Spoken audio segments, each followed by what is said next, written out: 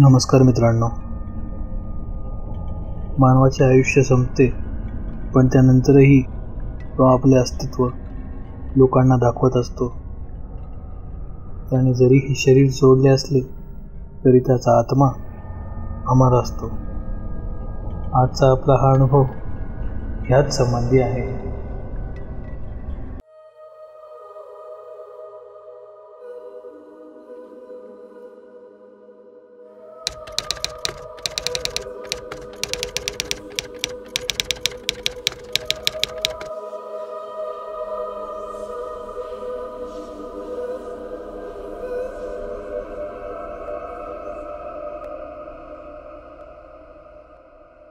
रोहित आणि प्रीती यांचं नवीनच लग्न झालं होतं. नवीन लग्न करून त्यांनी पुण्यामध्ये एक 2 BHK फ्लॅट विकत घेतला आणि ते तेथे राहायला आले.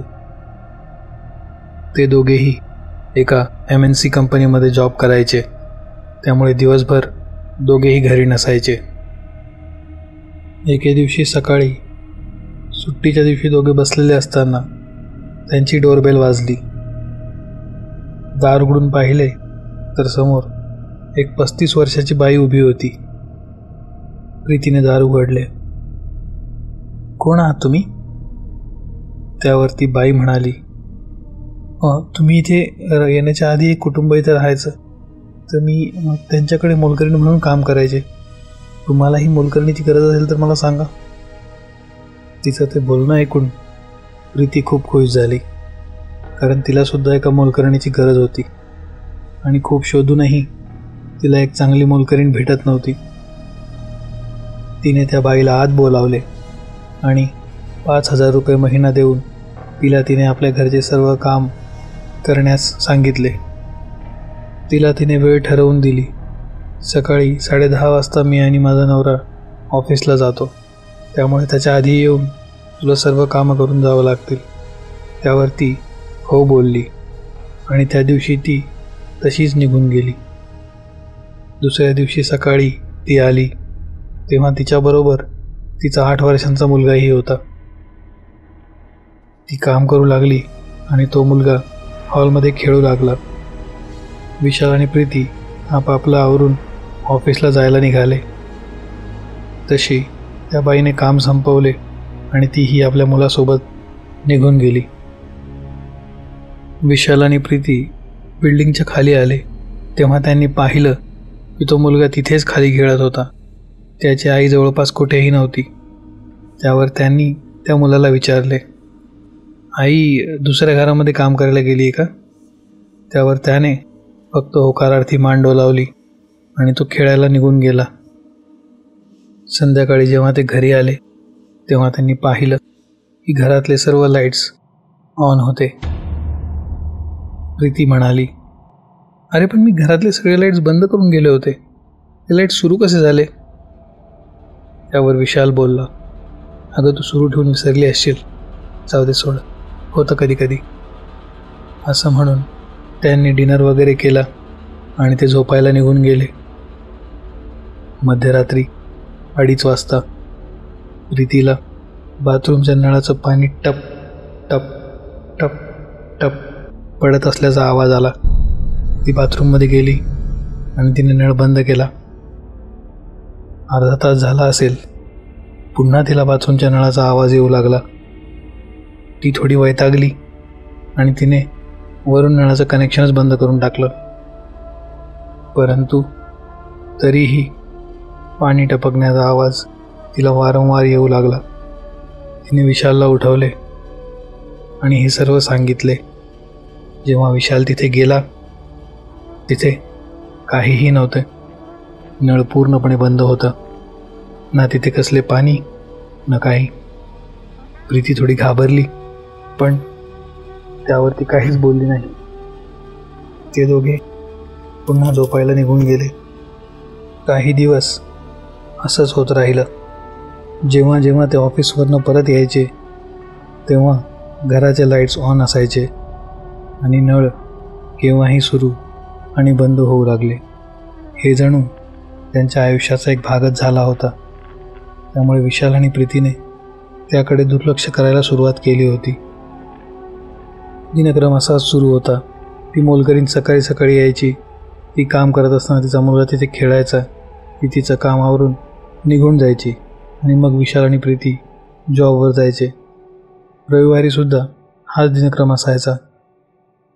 एके दिवशी प्रीती विशालला म्हणाली, विशाल, आपण हे घर नवीन विकत घेतलं आहे, त्यामुळे मला असं वाटतं की आपण या घराची वास्तुशांती करायला हवी. विशाल या कुठल्याही गोष्टीला मानत नव्हता, त्यामुळे त्याची अजिबात इच्छा नव्हती. पण प्रीती म्हणाली, कदाचित आपल्या घरात या सर्व ज्या विचित्र गोष्टी घडत आहेत त्या यामुळेच असतील. त्यामुळे मला वाटते की आपण वास्तुशांती करावी. इच्छा नसतानाही प्रीतीच्या आग्रहाखातीर विशाल वास्तुशांती करायला तयार झाला. पुढच्या 8 दिवसानंतरचा मुहूर्त ठरविण्यात आला आणि त्यांनी आपल्या सर्व इष्टमित्रांना बोलावून वास्तुशांतीचा कार्यक्रम पार पाडला. सर्व होम हवन वगैरे व्यवस्थित पार पडले होते. त्यांनाही आता त्या घरात थोडं प्रसन्न वाटू लागलं होतं. त्या दिवशी त्यांनी त्यांच्या मोलकरणीला सुट्टी दिली होती. दुसऱ्या दिवशी तिला यायला सांगितले होते. तशी दुसऱ्या दिवशी ठीक 8:30 वाजता त्यांची मोलकरीण आली आणि तिने डोरबेल वाजवली. विशालने दार उघडले. ती जेव्हा आत आली तेव्हा विशालने पाहिले की ती आज एकटीच आली होती. बरोबर तिचा मुलगा नव्हता. विशाल तिला काहीही बोलला नाही. तशी प्रीती बेडरूममधून उठून आली. तिने विशालसाठी आणि तिच्यासाठी चहा बनवला. सोबत तिने तिच्या मोलकरणीलाही चहा विचारला. तसे ते तिघे चहा घेऊ लागले. चहा घेत असताना प्रीतीने तिला विचारले, तुमचा मुलगा नाही आला आज? तिचे ते वाक्य ऐकताच मोलकरणीच्या चेहऱ्यावरचे भावच बदलले. ती थोडी रागात म्हणाली, कोण मुलगा? त्यावर प्रीती म्हणाली, तुमच्यासोबत रोज तुमचा मुलगा येतो ना? त्यावर ती मोलकरीण बोलली, मॅडम, माझ्या मुलाला मरून सुमारे 10 वर्ष झाले आहेत. 7-8 वर्षाचा असतानाच त्याचा मृत्यू झाला आहे. आणि तुम्ही काय बोलत आहात? कोण मुलगा? तिचे ते वाक्य ऐकून प्रीती पूर्णपणे घाबरली. प्रीती म्हणाली, अहो पण आम्ही रोज पाहतो, जेव्हा तुम्ही काम करत असता तेव्हा तुमचा मुलगा हॉलमध्ये खेळत असतो. तुम्ही इतर लोकांकडे सुद्धा जेव्हा कामाला जाता तेव्हा बिल्डिंगच्या खाली तुमचा मुलगा खेळत असतो. त्यावर ती मोलकरीण म्हणाली, मॅडम, ह्या बिल्डिंगमध्ये मी फक्त तुमच्या घरी काम करते. ह्या व्यतिरिक्त मी कोणाकडेही काम करत नाही. आणि ना मला कोणता मुलगा आहे. परंतु जो मुलगा तुम्ही माझ्यासोबत रोज पाहत होतात तो मुलगा हा तर नाही ना? तिने तिच्या मोबाईलचा वॉलपेपर दाखवला. त्यावर एका 7 ते 8 वर्षाचा मुलाचा फोटो होता. आणि हा तोच मुलगा होता जो विशाल आणि प्रीतीला रोज त्या मोलकरणीसोबत घरात येताना दिसायचा. प्रीती म्हणाली, हो, हाच तो मुलगा आहे. त्यावर ती बोलली, हा माझा मुलगा होता. 8 वर्षाचा असताना याचा मृत्यू झाला होता. आम्ही घरी जात असताना एका ट्रकने याला चिरडले आणि त्यातच तो गेला. पण तुम्ही जसं सांगत आहात त्यावरून हे समजते की तो आजही माझ्यासोबत असतो. त्यावर विशाल थोडासा गोंधळला. तो म्हणाला, पण मग आज अचानक तो आम्हाला दिसणं का बंद झालं आहे? त्यावर ती मोलकरीण म्हणाली, काल तुम्ही तुमच्या घराची वास्तुशांती केली आहे ना? वास्तुशांती झाल्यामुळे कुठलाही आत्मा तुमच्या घरामध्ये आता प्रवेश घेऊ शकत नाही.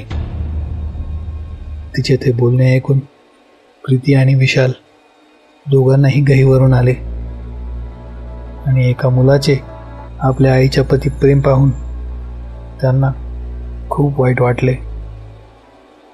मृत्यूनंतरही आजही तो मुलगा आपल्या आईच्या सोबत होता, नेहमी. तुम्हाला जर ही कथा आवडली असेल तर व्हिडिओला लाईक करा. व्हिडिओ कसा वाटला ते कमेंटमध्ये सांगायला विसरू नका. आपण जर या चॅनलवर पहिल्यांदा आले असाल तर चॅनलला सबस्क्राईब करा आणि सोबत बेल आयकॉन दाबा, म्हणजे येणाऱ्या व्हिडिओचे अपडेट तुम्हाला भविष्यात मिळत राहतील. त्याचबरोबर हा व्हिडिओ तुमच्या सर्व मित्रांना शेअर करून चॅनलला सपोर्ट करा. धन्यवाद.